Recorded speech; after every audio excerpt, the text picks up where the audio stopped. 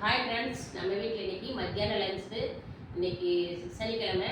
நமக்கு பார்த்தீங்கன்னா இந்த லஞ்சுன்னு பார்க்கலாங்க.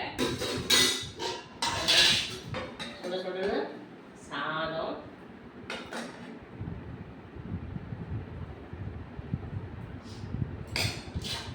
அப்புறம் பார்த்தீங்கன்னா பீக்கிங்காயான்னு சொல்லிட்டு லேசில் நினைக்கூடாது. பீக்கிங்காய் உடம்பு அவ்வளோ நல்லது பாருங்கள். பீக்கிங்காய் கடையல். பீக்கிங்காய் வந்து எப்போவுமே வந்து வயல் வந்தால் உடனே செஞ்சிடணும். இல்லைன்னு வச்சுக்கோ பீக்கிங்காய் வந்து வற்றி போயிடும். அதனால் வந்து வயல் வந்து உடனே ஒரு நாளைக்கு செஞ்சுருங்க. நான் நிறைய டைம் இது மாதிரி சொல்லிட்டு இருக்கிறேன். ரொம்ப நாள் வச்சுட்டு இருந்து 2-3 ஒரு வாரம் வச்சுருந்தாலும் அது வந்து நீர் சத்து நீரெல்லாம் ட்ரை ஆகிடும். அப்படிங்கும்போது நம்ம செஞ்சால் டேஸ்ட் நல்லா இருக்காது. அதனால் வந்து 2 நாளைக்கு செஞ்சுருங்க பீக்கிங்காய். இது பீக்கிங்காய் கடையல். பீக்கிங்காய் கடையல் பண்ணாலும் பச்சை மிளகாயெல்லாம் போட்டு சின்ன வெங்காயெல்லாம் போட்டு சூப்பராக இருக்கும்.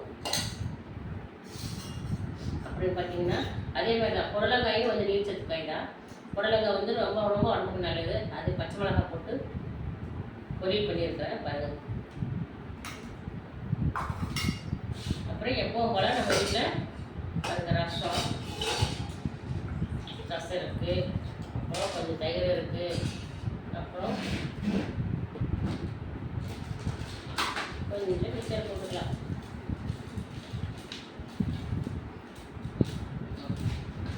ஓகே ஃப்ரெண்ட்ஸ், இதில் எல்லாத்தையும் இருக்குது. வேணும்போது எண்ணெய் போட்டு சாப்பிட வேண்டியதான்.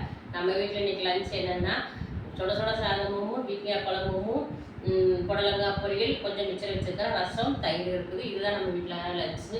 உங்கள் வீட்டில் என்ன லஞ்சுன்னு எனக்கு கமெண்ட் பண்ணுங்கள். எங்கள் வீட்டில் லஞ்ச் உங்களுக்கு பிடிச்சிருந்தா லைக் பண்ணுங்கள், ஷேர் பண்ணுங்கள், சப்போர்ட் பண்ணுங்கள், சப்ஸ்கிரைப் பண்ணுங்கள் ஃப்ரெண்ட்ஸ்.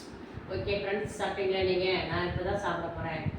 ஓகே ஃப்ரெண்ட்ஸ், வாங்க சாப்பிட்லாம். பாய்.